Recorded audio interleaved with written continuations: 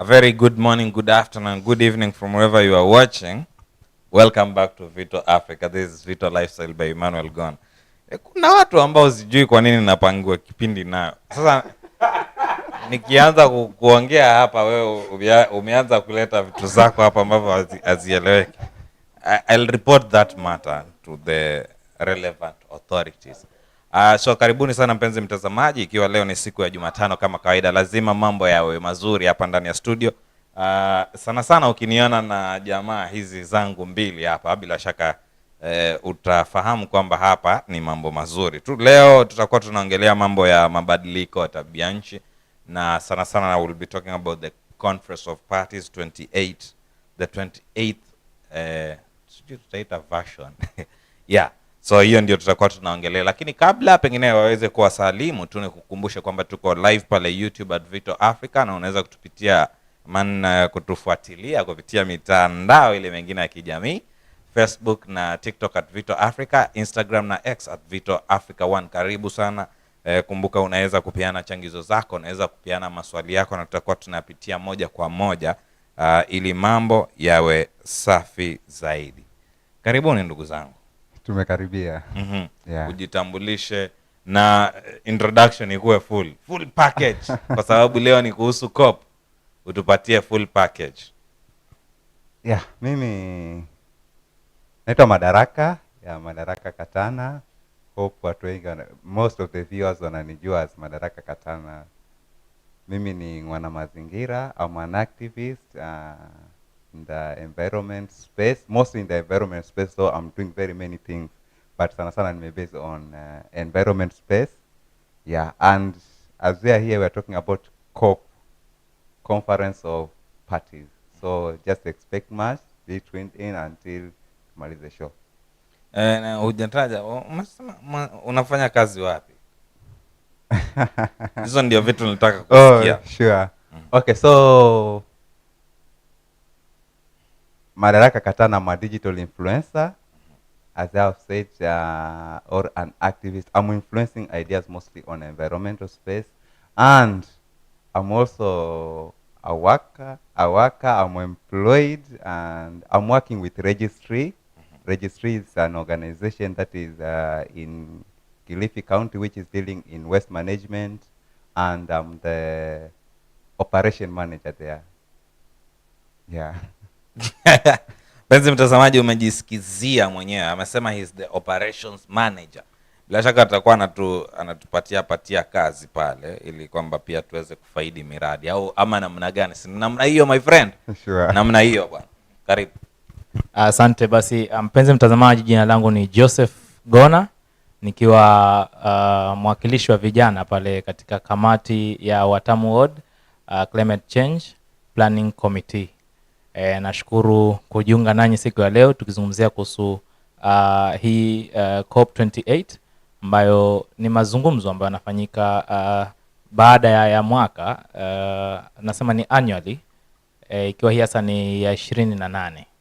Kwa labda tutajua mengi, tutajifunza mengi.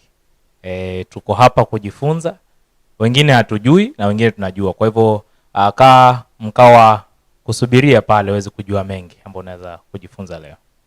Naam, asante sana. Na bila shaka basi tuko hapa tu kujuzana mawili matatu, lakini pia ikumbuke kwamba wakati tunapofanya hivi basi ni na ufahamu kwamba nje kule basi mambo haya yamekuwa, mazungumzo haya yamekuwa yakichukua the center stage of late, because it's something ambayo iko globally na watu wanafahamu kwamba liko, na bila shaka basi wameweza kusukuma hapa na pale katika mazungumzo haya yote. Pengine utakuwa pia unapojiunga nasi pale utakuwa unatufahamisha, je, unafahamu nini pengine kuhusiana na Conference of Parties ama the COPs ambazo tumekuwa nazo pale, alafu pia tutakuwa tunasonga hivyo.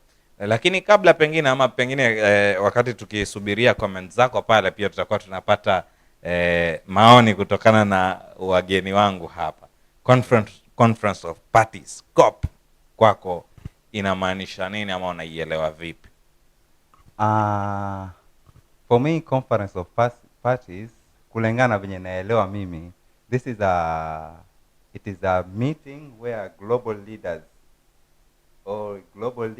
activists, organization wanakuja pamoja every year to discuss matters on climate change. Yeah. Na unaweza sema iko na umuhimu wowote pengine? Tena sana. Iko na umuhimu tena sana because this is what is shaping the conversation on climate change, because that is where, like, we are Africans, there's Americans, and they are doing different things. Tukiwa Africa pia kuna Kenya, kuna the other countries, they are doing different things. So by conference of parties, at least people are coming together. They are bringing those different ideas, those different things that they are doing, and maybe I can say it is a conference which involves changing of ideas and all those things about climate change and how we can move forward in mitigating or in adapting towards this. So you said the conference of parties basically is shaping up the climate narrative. Yeah. Zuia tu hapo, tutafika tu hapo. Ndugu yangu hapa na Google. Aya, upande wako unaonaje?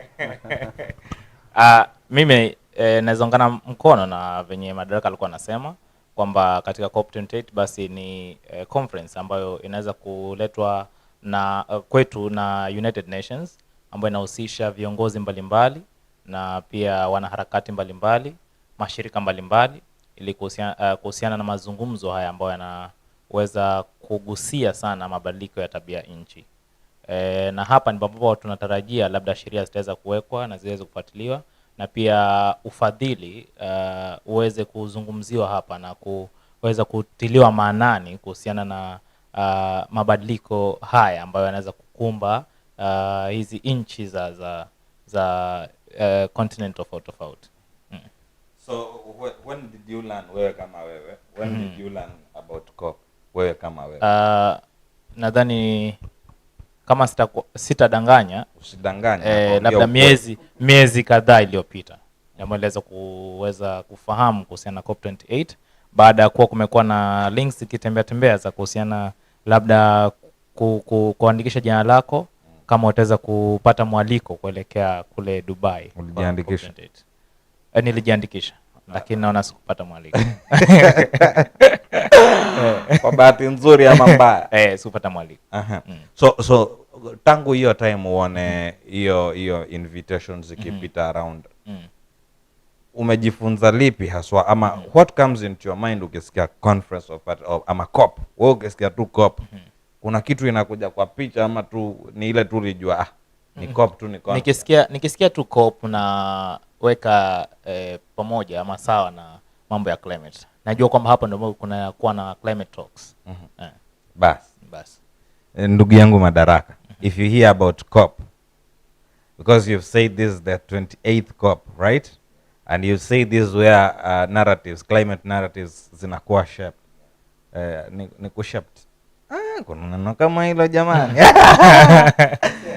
So okay, so what comes into your mind if you hear about COP? Just COP. Mtu kimsikia pale nje tu COP, ama alikuwa yuongea na simu sikia COP, ni nini tu inakuja tu kwa kichwa? Okay, according to me and from where I heard about COP, because tofauti na mimi nilisikia COP last year December during COP27, hapo ndo nilianza kusikia COP. So when I hear about COP, maybe nafikiria about climate change and all the agreements ambazo zilikuwa zimefanywa. So I'm hearing about all the arguments about climate change. I'm hearing about maybe in short I'm thinking about climate change. Sawa, climate change, lakini unajua kuna vitu venye, kwa mfano ni mfano huu. Yeah. Unajua si ati hujui. Kuna mali tu ukienda ukisikia conference of parties, kuna mtu tu atapiga kichwa aseme kuna Paris agreement. Kuna vitu tu zinakuja tu kwa kichwa. That's what I've talked about from nikisikia COP na fikiria tu the agreements about climate change. So I want you to be specific. What comes into your mind, hata kama unajua into details or not, lakini najua hivi na hivi na hivi. Okay, there's many things that I'm thinking maybe just mention. Yeah. When I hear about COP, from the time I heard about COP, nilisikia about keep a promise. That is the ideology that ilikuwa sana kwa COP27. Yeah, loss and damage. I think about loss and damage, the Paris Agreement, the Kyoto Protocol, and all those agreements ambazo zilikuwa set during all those COPs ambazo zilifanyika on that time. Very nice. And I also think about 2030, goal 2030 and the SDGs. Okay. Also, I'm getting it from here. Yeah. That's nice. That's nice. Joseph, wewe pia lazima kuanzia hiyo miezi yenye imepita mpaka sasa hii, niko sure ukisikia COP kuna kitu tu inakuja kwa kichwa. Ni majuzi tu, labda haijavuka wiki mbili, tumekuwa na shinikizo la kuhusiana na funding ya methane in Africa. Hiyo ndo sana sana imekuwa ikiringwa akili yangu, kwa sababu hiyo ndo ilizidi kushinikiza mambo haya ya COP kwenye fikra zangu, sababu ni kweli nilifahamu hapo nyuma. Nilikuwa najua tu hapa ni agreements za climate zinaweza kufanyika. Sikuwa najua kwamba funding zinaweza kufanyika pia. Sasa hii ya juzi ya kuhusiana na funding ya methane Action Africa, nikajua basi kwamba pia funding zinaanza kufanyika hapa, na najua kwamba ni mambo mengi ambayo yameweza kufanyika, hususan nchi ya Afrika ambayo yanahitaji funding, na funding hii basi tunatarajia kuona mazungumzo haya yatakofanyika, kwa sababu pale kutakuwa na viongozi mbalimbali. Tunatarajia labda ile funding itakuwa inaweza kufanyika kupitia na zile agreement ambazo zitaanza kupitishwa pale. Thank you so much. Thank you so much. Unajua the reason as to why tunajaribu kuulizana hivi, mpenzi mtazamaji, it's because I think sisi wote siku zote tumekuwa tukisema kwamba we are directly affected na climate change effects. Sisi wote. A good example is tukiongelea kuhusu pengine high temperatures, hakuna mtu mwenye ako na immune ya kuzidi hiyo. Lazima tuwe kina kufikia pale. Kama ni floods, sasa hii tunajua kuna floods ziko. Kama ni drought, huwa zinafika, kila mtu anapata huo fahamu. So it's also equally important that at least we should know from our own perspectives what we think the conference of parties are. And I want to agree with the two gentlemen here that whatever they have said about conference of parties is very true, very correct. And we have very many agreements, as Madaraka has just put it here.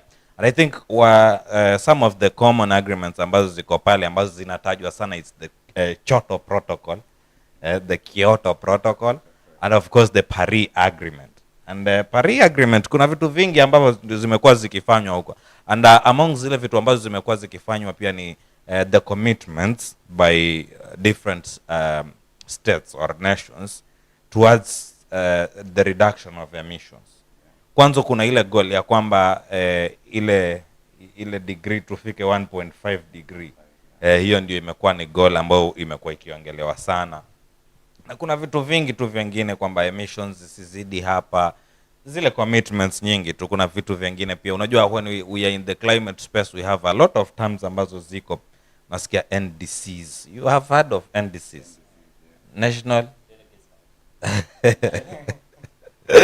unasikia bwana vile anapoongea. National Determined Contributions.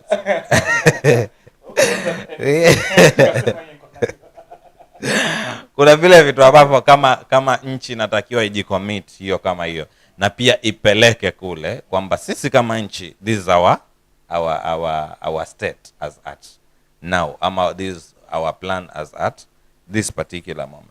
So napata ni lazima ni vitu ambavyo vitaje. Na pia wakati nikiuliza tu juu kuhusiana na vile vitu viwili vitatu ama kimoja ambacho tunaweza kufahamu, pia nadhania sisi wote sasa tunajua kwamba the Conference of Parties 28, COP28 sasa inafanyika kule Dubai. Na watu tayari washafika. Kuna ile forum ya vijana itakuwa inafanyika kesho, na the Conference of Parties yenyewe nafikiri it will be running officially from first. I think that's on Friday, itakuwa ndio ina kick off officially pale. So ni kitu kimoja ambacho pia ni muhimu, mtu asisikie tu COP20 hujui iko wapi. So COP28 tayari itakuwa Dubai. Hiyo ni kitu ya maana pia watu ambao wanatakiwa kujua. Last year we had the COP27, ambayo it was very common, a very common COP. COP27 ilikuwa pia imekuwa dubbed the African COP. Hiyo ilikuwa inafanywa pale Egypt. So ni vitu ambavyo pia unajua kuna vitu ambavyo tusishike zile terms ngumu, pengine zinaweza kuwa shida, lakini vile vitu vidogo vidogo. And from the African COP ambayo tulikuwa nayo, I think Madaraka has also mentioned here that there was a narrative that was last year's narrative on the loss and damage, that we've had a lot of losses, a lot of damages caused by the climate change. And the main narrative that the African states were bringing on table as an African COP was to make sure that we have a financial facility that itakuwa inaweza kukata for the loss and damage yenye imekuwa ikitokea. Also Madaraka has mentioned of mesema inaitwa keep your promise. Keep your promise now is another narrative ambayo sahi imekuwa ikirun sahi. You should have realized that huko nyuma after every COP there are commitments that normally zinatokelezea pale. So the main debate that we've been having hapa ni we have the global north and the global south. Nataka niende kwa comments. Global north na global south. Tukirudi Sajay. Ni Sajay. Utakuwa sasa hapo ndio natuanzia sasa global north na global south. Je, unafahamu global north na global south na kuna nini ambayo inaendelea? Genuine answers. Ni kweli genuine answers. Tuende pale kwa comments pale. Naona Prince Eddie pale aliingia 254 amesema hello Vito Africa, nipo tuned. Asante sana Prince Eddie 254. Wise Comedian pale amesema oh yes, namuona bwana manager na mwanakamati ya mazingira bwana Golgol pamoja na the chief environmentalist mwenyewe Mr. Emmanuel. Leo natagea nipate ufahamu zaidi. Asante sana. Hapa kila mtu amepewa, kuna manager, bila shaka manager ni huyu, mwanakamati wa mazingira bwana Golgol, alafu na environmentalist mwenyewe Mr. Emmanuel. Thank you so much kwa kutupatia hizo kidogo niseme ni nafasi za ajira. Unajua vijana siku hizi ukisikia tu mkuu kiongozi, hiyo umejua tu, umeiclick tu, ni that must be an opportunity. Akarudi pia akasema haha, ndugu yangu GG ana G for Google. Emmanuel unachoma. Unajua huyu jamaa Istanbul pia, jua Istanbul kidogo na anaangalia mambo ya game. Watu wa Manchester United amekataa ku relax. So ni game.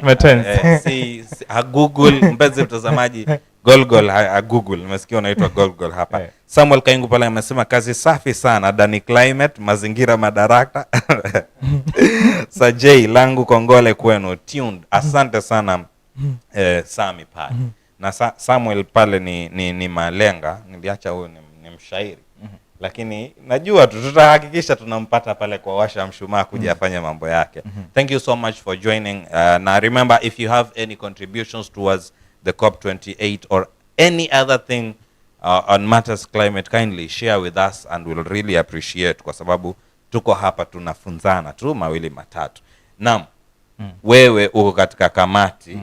Unataka kupeana microphone. Uko katika kamati ile ya maliza yangu napeana, lakini ni sawa. Uko kwa ile kamati ya ward. Unajua whatever we are doing here also it should inform zile kamati zingine na maybe the departments, the governments, right? Yeah. Because at the end of the day pia nitujue as much as we are having such conversations, we have the conference of parties which have been happening every year.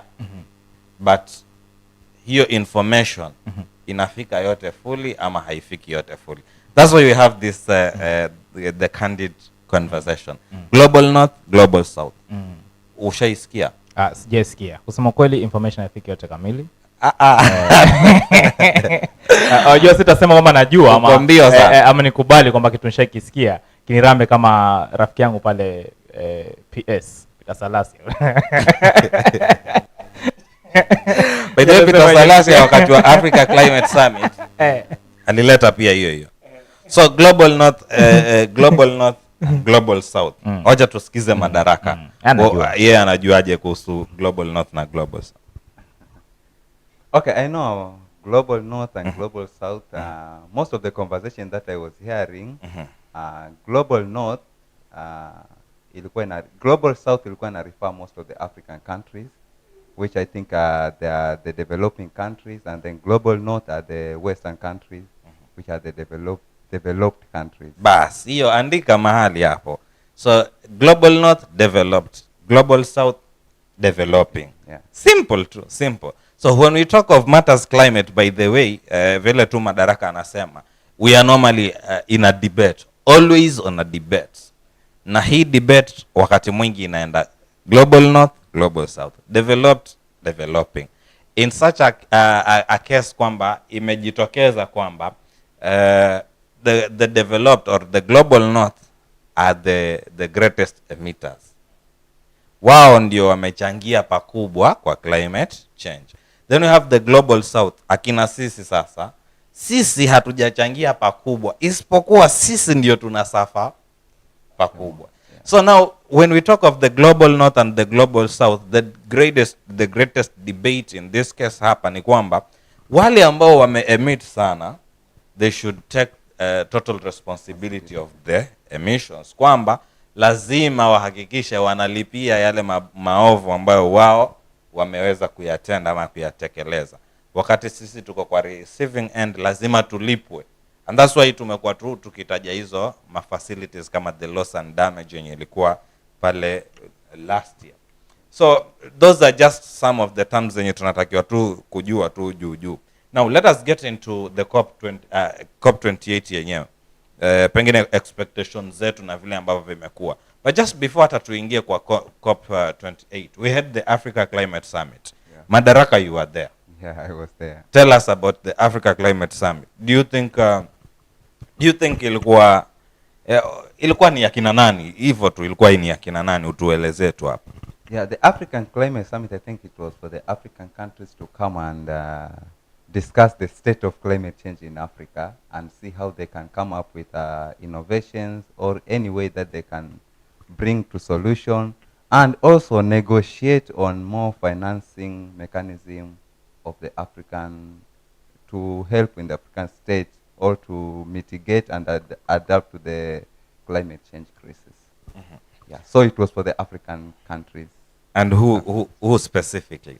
For you, environmentalists, activists, leaders, kulingana na ile vile tu wewe uliiona na venye wewe uli experience.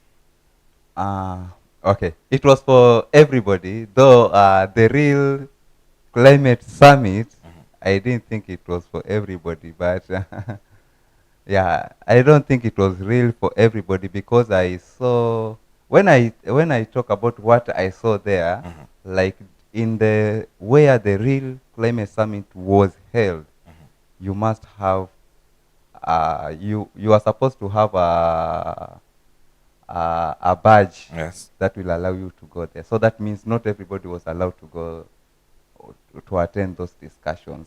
Do you think some people were denied access? Yeah. Because if you must have a special badge that allows you to enter there, that means you must, that means some people were denied access. But us, now we attended the other side events, so we attended too. Okay. But the decision that were made there, it was decision that would affect all of us, so it was for all of us. Okay. Yeah. Thank you. Umemwelewa vizuri Ni Madaraka. kama ndugu yangu hii summit ndio imemletea kizungu mingi sana. Mimi na mwananchi pale wa kawaida, mama mboga pale na bodaboda. Kizungu kimeturuka kidogo. Lakini umeelewa kidogo. Nimesikia tu kwamba summit kulikuwa na, so kulikuwa kuna Africa Climate Summit ambayo it's a climate issue, right? So by right ilitakiwa kila mmoja ambaye angalau yajihusisha na mambo ya mazingira awe pale. Lakini Madaraka yeye kama mwana mazingira alienda Nairobi, ilikuwa Nairobi. Lakini hakuwa yeye hapo kwa hiyo summit. Yeye kama mwana mazingira alijitenga. Kwa hiyo swali langu likawa, je, ilikuwa hii ni ya kila mtu? Akasema ni ya kila mtu kwa sababu yaliyoongelewa pale ni ya kila mtu. So narudi kwa wewe hukuwa. Lakini kutokana na hizi semi sasa, je, wewe unachukulia vipi haya mazungumzo yalikuwa yana incorporate wale wahusika wote? Wacha tuwaite to the different stakeholders. Do you think, though you were not there, but do you think they were fully engaged or rather fully involved in that summit? Nafahamu kwamba katika summits ama conferences kukiwa na delegates tofauti pale, kunayo ambayo ataweza kufikia kila mmoja, kuna mwingine atafikia kila mmoja. Nadhani kuna mwingine anaenda na level ama tabaka yenye mkupeleka pale. Kwa hivyo labda naweza sema kwamba kuna yale ambayo yalikuwa yanazungumzwa ni wale international leaders ama national leaders, na kuna yale ambayo yalikuwa na environmentalists hawa wa chini. Lakini sasa shida na kuja hapa kwamba labda tuseme, je, agreements zile kwa pale, je, zitakuwa zinatukava sote sisi ama hazitatufikia? Kwa sababu mimi sikuwa pale na siwezi jua, labda Madaraka atakuwa anatueleza zaidi. Kulikuwa na agreements obvious. Je, zile agreements zitatufikia sote ama zilikuwa tu za wale leaders? Na funding zilifanyika pale ama zitaenda kufanyika kupitia kwa ile summit ambayo ilikuwa pale, je, itafikia mwananchi aliyeko chini kabisa? Kwa sababu kumbuka kwamba mwananchi mwenye kuko chini kabisa ndio nambari 1 kabisa katika uhifadhi wa mazingira. Mpenzi mtazamaji, hiyo ndio challenge unapojaribu kuhoji muhoji. Now this guy is trying to question. Yaani unauliza swali and he is now questioning us. Tena anatuliza maswali akiwa serious kabisa mpaka anapanga maswali. Yaani bana Joseph, si kwamba tuna question. Lakini so yeah, thank you so much for raising that concern. So I feel like, and I know Madaraka pengine kama hata kubaliana na mimi, tutajua tu yeye ni amenunuliwa na organizations bila shaka, so atakuwa anapinga. Lakini moja kwa moja kutokana na yale ambayo yalikuwa pale kwa African Climate Summit, basi ni dhahiri shahiri kwamba tuseme yule mwana mazingira ama wale wahusika wakuu ambao pengine wangeketi pale, basi hawakuweza kupata nafasi. Walifungiwa kwa njia moja au nyingine, akiwemo Madaraka. Madaraka, badge yako ulipata after how many days? Badge nilipata after I think 2 days. Na ulifika on Friday, ukaipata on Monday. Okay. Yeah. But for me, I think our concerns were considered, though they were considered but not there, because if I remember, I think there were I don't know how they were calling them at that time, but there were some other conferences that were held before the summit, ambazo watu walikuwa like youth, tulikuwa tunaenda na tuna come up with a youth statement that will be read there. And before the summit, I remember there was the youth climate assembly, ambayo hiyo climate assembly nayo sikuwa. So yeah, but if I think the climate assembly walikuwa wana discuss what huku mashinani watu wameongelea, though huku mashinani nako siku participate. So okay, I have a feeling kwamba it's not a matter of wewe huku participate, but I feel like the channels ambazo zinatumika ndio kuna issue. Yeah. Because probably you would have participated in one way or the other. Yeah. Unfortunately, there was no direct link to that. There was no direct link. Yeah. I feel for the youth assemblies, I think ya course ilikuwa inafanyika kule Kwale. Yes. Yes. I know of this young man, anaitwaje? Noel, is it Noel? Yeah. Huyo najua alienda. Na tulimwambia ashare na sisi some notes. Alishare lakini uko kusoma hizo notes. So you realize that zile communication vile ambavyo zinapita kidogo inaweza kuwa inafinyilia watu mahali. And going forward, as we are diving into now the COP28, I think it is also very important for us to know, whenever we are talking of climate issues, the stakeholders ambao wao wako kwa ground ama inawahusu moja kwa moja. And I feel like apart from the governments ambao hao definitely wao lazima watakuwa, because unaona tu wabunge wanaenda, like last time we had Peter Salasi ameenda kaulizwa unajua climate change ni nini, akasema hajui, lakini alikuwa yuko as a government official. So government tayari wako pale. But on the same note also, it's also very important for the civil society organizations ambao pia wana work under that space pia wakuwe pale. Pia I think there should be some consideration ya faith-based organizations, because pia wao nao wako katika hizo harakati kwa njia moja ama nyingine. We also have the youth. Unajua youth pia ni kitengo chao cha kivyao. We have people living with disabilities. We have the women.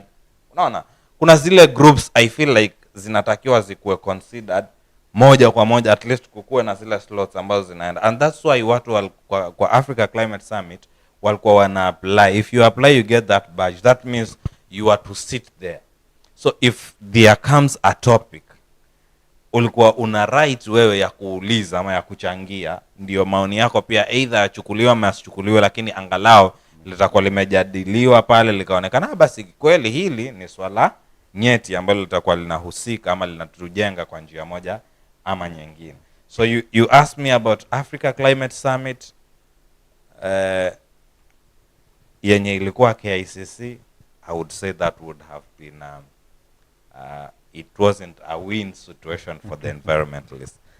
My thought, I know some of the organizations were sending some representatives wakasome zile nini sao, but still there is that feeling. Unajua mtu akienda kukuwakilisha wewe peke yako, kuna kale ka feeling ka kwamba sijawakilishwa. Kwa nini mimi niko huku? Kwa nini ameenda yeye? Vitu hata kama yeye ndio kusema. I feel like pia mkiwa pale na nyinyi kuna ile ownership plan. By the way, hata kuna mmoja nasikia alienda akasoma kile kitu chenye kilikuwa kikiongelewa kwa side events akiwa na kile chenye yeye alienda kusoma pale marais wakiwa nini, it was totally different. So napata mtu anakuwa unashangaa, huyu si jana tulikuwa tunasema ni hivi huyu. Lakini sasa uwezi muuliza, maana yeye yuko kwa TV pale, unaona ndo anasoma na yeye ndio mkubwa, ndo ameenda kuwawakilisha. So ameenda kasoma vitu tofauti kabisa. So at the end of the day unapata hii kitu ilikuwa tu kitu tofauti. So hizo tu ni baadhi tu ya zile basics. Now we have COP28. In part right now to answer Sajay, here is that support agreement. There was an agreement known as Nairobi Declaration. Na mpaka sasa hata sijui iko wapi, because nilisikia hapo na sisikia tena ikiongelewa mahali popote. So there was an agreement, the Nairobi Declaration. It was there. Ambao sasa ni nchi za Afrika sasa hiyo Nairobi Declaration ndo watakuwa naibeba kwa COP. Maybe something like that. Yes, because ni kitu wamedeclare wao, wanatakiwa sasa wa push that narrative kwa Conference of Parties. So thank you so much for that. Wacha tu tuanze tena na Joseph hapa. Sasa tumetaja tu angalau vitu kadha wa kadha. Na COP28 ndio hii imefika. Matarajio yako wewe kama wewe as an individual, alafu pia utatuambia pia as a committee member at the world level. Matarajio yako ni yapi? Now that tumetaja vitu kidogo, kuna vile kidogo unajua. Wewe matarajio yako ni yapi katika hiyo Conference of Parties? Okay, I believe katika hii conference kuna mashirika tofauti within a county ama in a country yataweza kutu represent kule, na pia kuna wahisani tofauti pia hata kutoka katika serikali kuu na serikali ya ugatuzi wataweza kutu represent kule. Sasa baada ya kutoka kule, kwa sababu sasa tutakuwa kule, inafaa wakifika huku waweze kutembelea mashinani, wakaweze kutuelimisha zaidi na pia kutujuza mengi ambayo yamefanyika kule. Labda kabla hata warudi sahihi, maana hawajakuaga najua. Hawajaniaga. Labda nitakuwa nawaona tu katika kuuliza ni nani utakuwa pengine ugesi tu, lakini pia hujui. Sasa vile hao wako huko, wewe una matarajio yako. Wameenda tayari wao. Matarajio yako wewe kutokana na hiyo COP28 pengine. Labda nitatarajia wazingatie kuhusiana na mabadiliko ambayo yamekuwa yakitendeka hivi sasa. Upande ule wa Horn of Africa kumekuwa na drought sana kwa muda sasa, na pia tukiangalia pia katika nchi yetu hii ya Kenya, upande ule wa northeastern kule hususan Garissa na sehemu zingine kumekuwa na mafuriko, ukichanganya pia na Ukambani kumekuwa na mafuriko sana. Ni mambo tu ambayo yanaweza kujiri hayo kuhusiana na climate change, na tarajia kwamba atakuwa anaweza kuzungumziwa pale.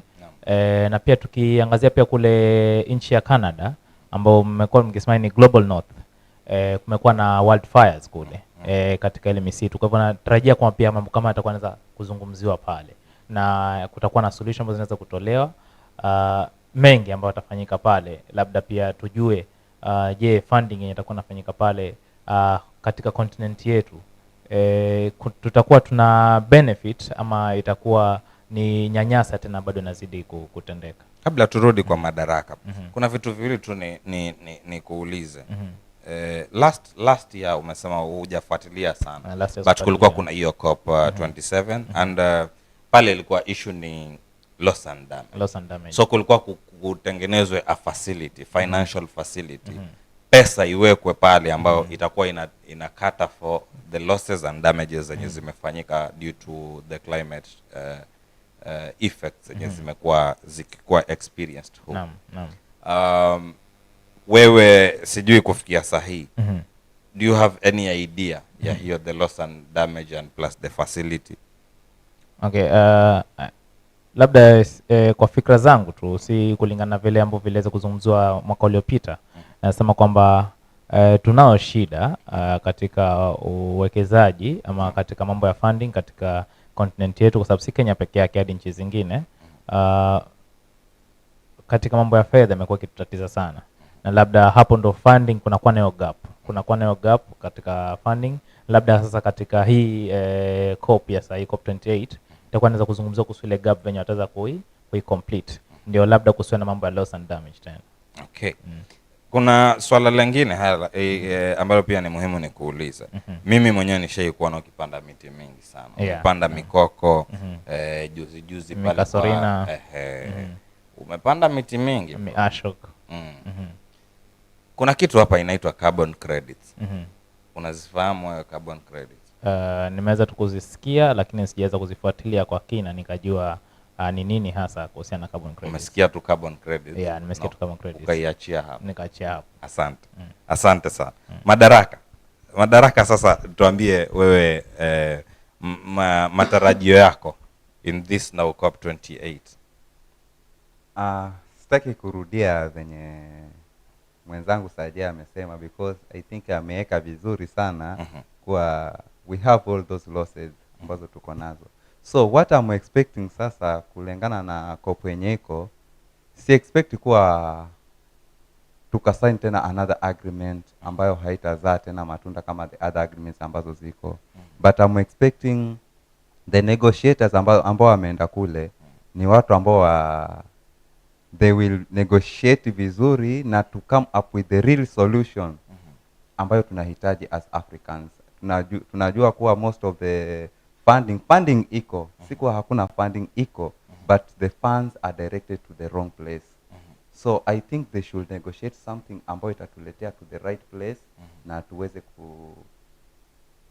solve the problem on climate change. Kidogo nikuulize, inaenda wrong place ipi? Yeah, most of the funding zinapelekwa kwa mitigation of the climate change, which is the activities like planting trees. Planting trees is not a solution. So it is a false solution that they are trying to bring the blame to us, but it is not the solution to climate change.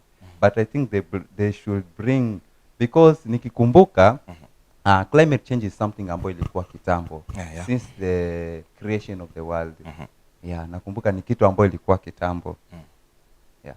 So it's something ambayo ilikuwa na people were adapting to the situation as inaenda. So I think the right solution is to enable us to adapt to the situation, but not to mitigate the situation.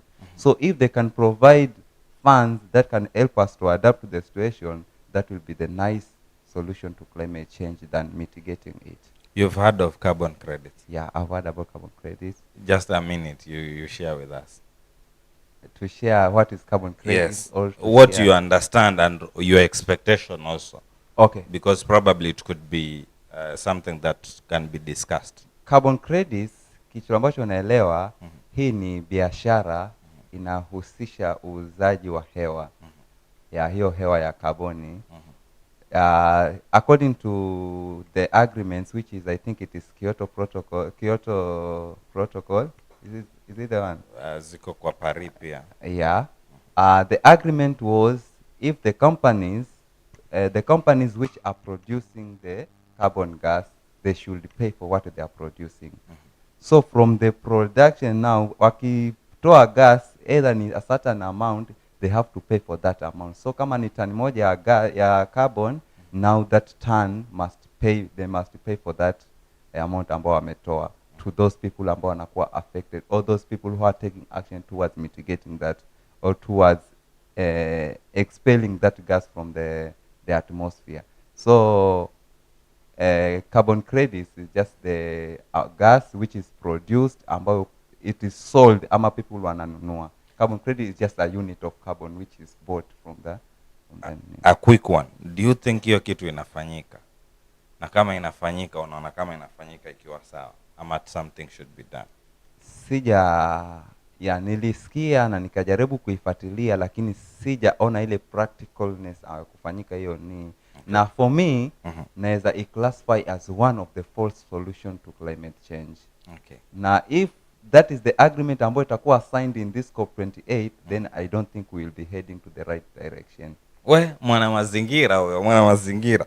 Nakwambia kizungu imeanza kuwa tamu hapa.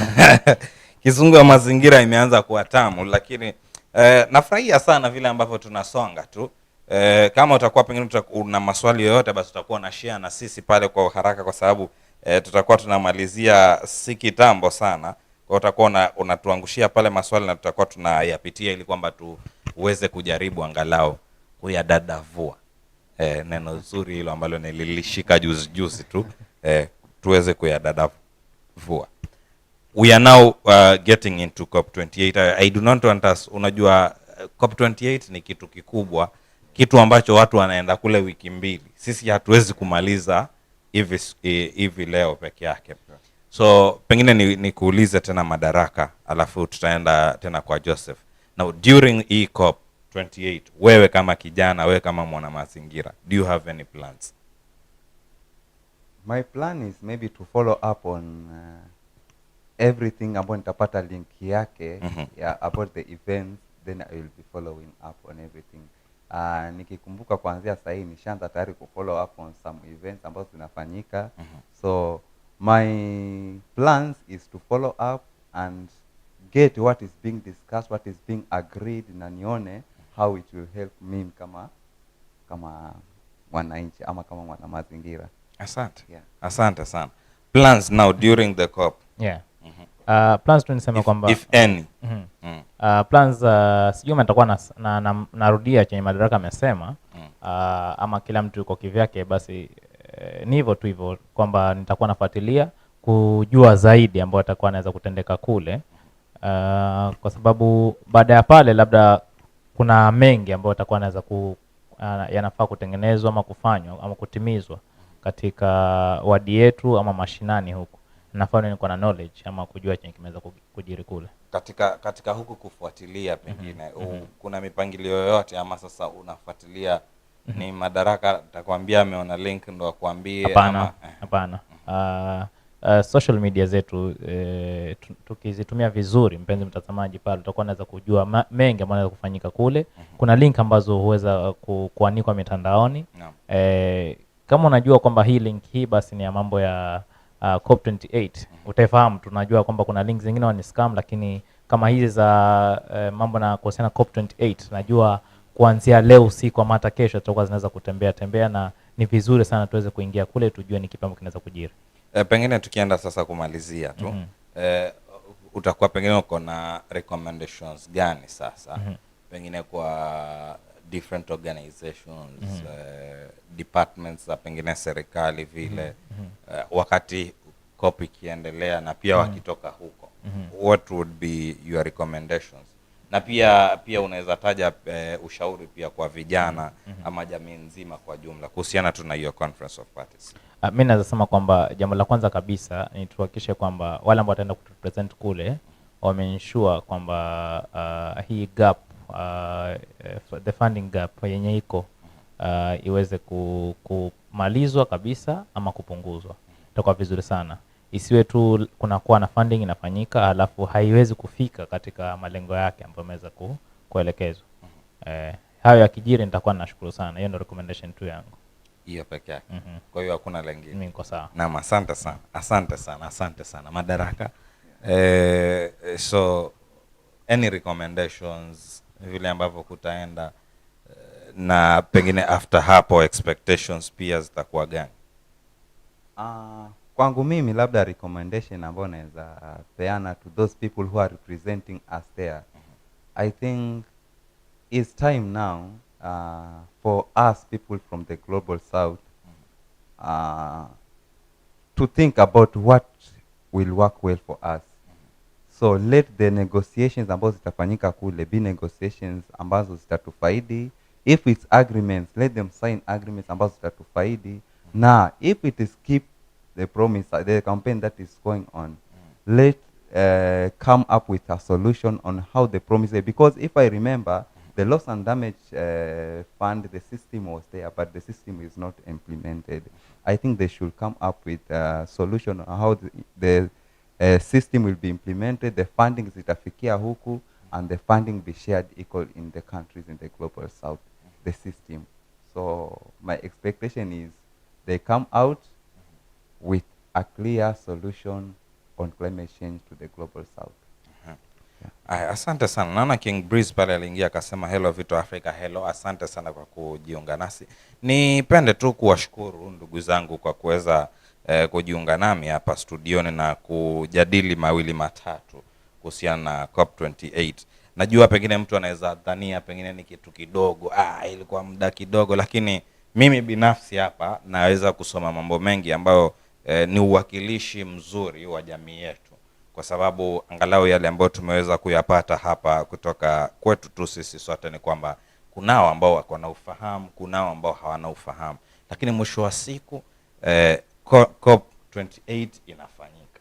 Na ikifanyika bado tuna jukumu sisi sote kujituma kuhakikisha tunafuatilia tu tujue kwamba hili linafanyika. Je, likifanyika itakuwaje tena upande wetu? Kwa ni jukumu letu tuweze kujiingiza kule na tufuatilie, na vile vile tuone kama kuna mahali ambapo tunaweza ruhusiwa pengine tukapiana sauti zetu, ama tutaruhusiwa pengine tupiane mapendekezo yetu. Basi tusisite tufanye hivyo, kwa sababu mambo haya yanapofanyika bado mwisho wa siku yatakuwa yanatugeukia sisi ambao tuko katika jamii huku, na yatakuwa either yatufaidishe sisi ama yatupatie hasara sisi. Mpenzi mtazamaji, nipende pia kukushukuru sana kwa kuweza kujiunga nasi tangia mwanzo wa kipindi hadi sasa, na niweze kushauri tu kwamba kama walivyotaja mabingwa hawa, basi uweze kujiunga nasi katika mitandao ya kijamii, na najua pia utaniruhusu pia nitaje mitandao yao ile ambao najua utawapata sana maana nawafahamu vizuri.